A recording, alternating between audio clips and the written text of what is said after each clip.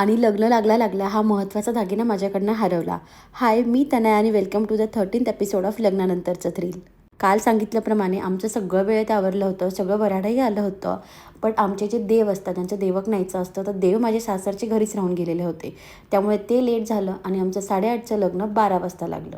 लग्न लावत असताना कन्यादानाचा अर्थ सांगताना ऑलमोस्ट सगळेच रडायवर आले होते. आणि कन्यादानात जावयाचे पाय धुताना निखिल ज्या प्रकारे पाय मागे मागे घेत होता ना, I thought is a genuine guy.